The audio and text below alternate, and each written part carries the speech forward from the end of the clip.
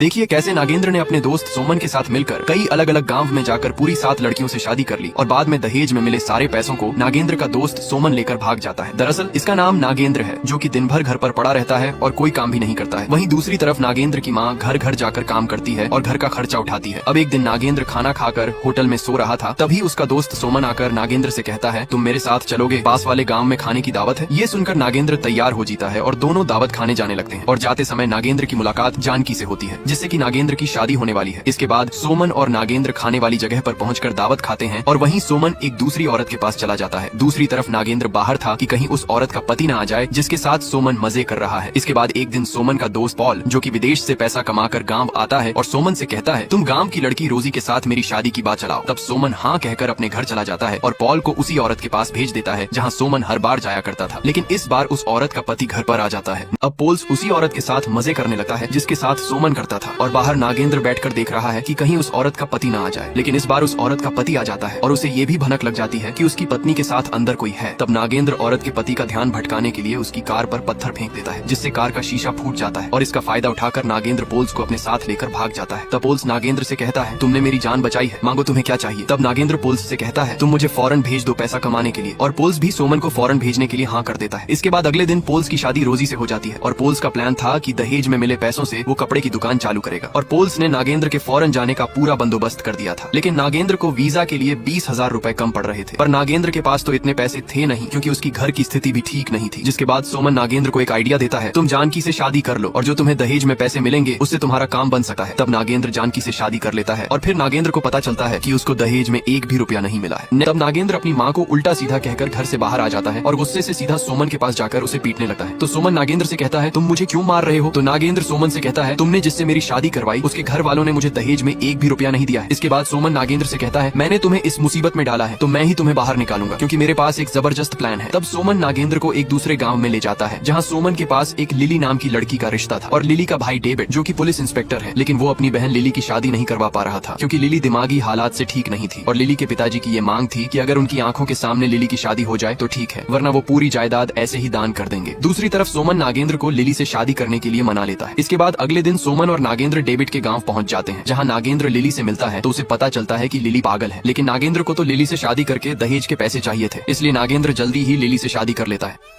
अब नागेंद्र की शादी लिली से हो जाती है और बाद में नागेंद्र को पता चलता है कि उसे दहेज में केवल 3,000 रुपये मिले हैं। और ये बात नागेंद्र सोमन को बताता है। तब सोमन नागेंद्र से कहता है, 3,000 ही बहुत है, क्योंकि ये लोग तुम्हें बिन माँ बाप की औलाद समझते हैं, इसलिए तुम इन लोगों से बोल देना कि तुम्हारे चाचा की तबीयत खराब है और तुम यहाँ से चले जाओ। तब नागेंद्र यही बहाना करके यहाँ से चला जाता है। इसके बाद सोमन नागेंद्र को लेकर एक और दूसरे गाँव में आ जाता है और यहाँ पर सोमन नागेंद्र की शादी एक सुल्ताना नाम की लड़की से करा देता है और दहेज में नागेंद्र को 2 सोने के सिक्के मिलते हैं। इसके बाद सुल्ताना और नागेंद्र की पहली रात होती है और सुल्ताना करने के मूड में थी, लेकिन नागेंद्र को तो सोने के सिक्के चाहिए थे जो कि सुल्ताना के ब्लाउज में रखे हुए थे। तब रात को नागेंद्र को कुछ नहीं मिलता तो नागेंद्र यहाँ से भागने वाला था, लेकिन तभी सुल्ताना करवट लेती है तो उसके ब्लाउज में से एक सोने का सिक्का गिर जाता है और वहीं एक सिक्का लेकर नागेंद्र यहाँ से भाग निकलता है। दूसरी तरफ डेविड की पत्नी उसको अखबार में छपी हुई नागेंद्र की शादी की फोटो दिखाती है, जिसमें नागेंद्र ने दूसरी शादी की है और अब डेविड नागेंद्र को पकड़ना चाहता है। इसके बाद सोमन और नागेंद्र फिर से नए गाँव में आ जाते हैं। अब नागेंद्र और सोमन एक दूसरे गाँव में पहुँच जाते हैं, जहाँ नागेंद्र की शादी सावित्री नाम की लड़की से होने वाली थी और सावित्री के माँ बाप सावित्री की शादी जल्दी करना चाहते थे क्योंकि सावित्री किसी और से प्रेग्नेंट थी और साथ ही सावित्री के माँ बाप उसको दहेज में बहुत सारे गहने भी दे रहे थे। जिसके बाद नागेंद्र सावित्री से शादी कर लेता है और नागेंद्र का प्लान था रात को सारे गहने लेकर यहाँ से भाग जाना। अब रात को नागेंद्र गहने लेकर भाग रहा था, लेकिन वो रास्ता भूल जाता है और कमरे में पहुंच जाता है जहाँ सावित्री रस्सी बांध कर लटक रही थी। तब नागेंद्र सावित्री को समझता है और उसे अपनी सच्चाई बता देता है, जिसके बाद सावित्री भी नागेंद्र की भागने में मदद करने लगती है और फिर नागेंद्र सावित्री को आधे गहने देकर यहाँ से भाग जाता है। अब अगले दिन सोमन और नागेंद्र दूसरी शादी करने के लिए चंदा नाम की लड़की के गाँव में चले जाते हैं और वहीं चंदा, जो की गाँव में खुलेआम धंधा करती है, इसलिए सभी गांव वाले चंदा को गांव से निकालना चाहते थे। तब नागेंद्र चंदा से शादी कर लेता है और फिर गांव वाले नागेंद्र को पूरे 10 दिन इसी गांव में चंदा के साथ रुकने के लिए कहते हैं। और तब 10 दिनों में नागेंद्र को पता चलता है कि चंदा के पास बच्चों से लेकर बूढ़े सभी लोग मजे लेने के लिए आते हैं। तब एक रात नागेंद्र मौका पाकर चंदा के आधे पैसे और चंदा के एक कस्टमर की चैन लेकर भाग जाता है, क्योंकि शादी हो जाने के बाद भी चंदा अपना धंधा चला रही थी। दूसरी तरफ लिली का भाई डेविड सोमन और नागेंद्र का पता लगाकर यहाँ पर आ जाता है। आते ही डेविड का आमना सामना सोमन और और नागेंद्र से हो जाता है, जिसके बाद तीनों लोग आपस में झगड़ने लगते हैं। लेकिन सोमन और नागेंद्र दो होने की वजह से डेविड पर भारी पड़ जाते हैं और वो लोग यहाँ से भाग निकलते हैं। लेकिन सोमन का बैग डेविड के पास ही रह जाता है और ये लोग यहाँ से भाग जाते हैं। तब आगे जाने के बाद नागेंद्र घबराते हुए सोमन से कहता है, अब तो मैं और भी मुसीबत में फंस गया हूँ। लेकिन सोमन नागेंद्र को समझाता है और कहता है, तुम्हें बस वीजा के लिए कुछ और पैसे कम पड़ रहे हैं, तुम मेरी बात मानो तो केवल एक और शादी कर लो, फिर तुम्हें पैसे मिल जाएंगे और तुम बाहर जाकर अपना काम स्टार्ट कर देना। जिसके बाद सोमन और नागेंद्र एक और गाँव में पहुँच जाते हैं, जहाँ नागेंद्र को पहली नजर में ही मौली नाम की लड़की से प्यार हो जाता है और नागेंद्र अब इस लड़की को धोखा नहीं देना चाहता है। जिसके बाद सोमन के कहने पर नागेंद्र मौली से शादी कर लेता है। जिसके बाद सुहागरात की रात नागेंद्र नशे में होने की वजह से मौली को अपना सच बता देता है, जिसे सुनकर मौली फूट फूट कर रोने लगती है और साथ ही नागेंद्र से वादा लेने को कहती है कि अगर तुम मुझे धोखा नहीं दोगे तो मैं तुम्हारी सारी गलतियां माफ कर दूंगी। तब नागेंद्र मौली से वादा करता है कि मैं तुम्हें धोखा नहीं दूंगा। जिसके बाद अगली सुबह नागेंद्र की नींद खुलती है तो मौली और उसके माँ बाप साथ ही सोमन घर से गायब हो चुके थे। यहाँ तक कि नागेंद्र ने जितनी भी शादी करके पैसा जोड़ा था वो सारा पैसा सोमन लेकर भाग चुका था। और तभी अचानक वहाँ पर डेविड आ जाता है और वो नागेंद्र को मौली और सोमन की फोटो दिखाता है, जो कि पहले से पति पत्नी थे और ये घर मौली ने किराए पर लिया था। रही बात मौली के माँ बाप की, तो वो सोमन के नाटक शो के लोग थे और उन्होंने मिलकर तुम्हें बेवकूफ बनाया है और सोमन आखिरी में सारा पैसा लूट कर भाग गया। जिसके बाद डेविड नागेंद्र को ये सब बताकर उसके घर पर छोड़ देता है, जहाँ नागेंद्र को देखकर सभी लोग उस पर हंस रहे थे और नागेंद्र की माँ नागेंद्र का स्वागत गालियों से करती है और नागेंद्र को कभी भी एक भी शादी नहीं करनी थी। लेकिन अभी नागेंद्र पूरी 5 पत्नियों का पति है। जिसके बाद ये फिल्म यहीं खत्म हो जाती है।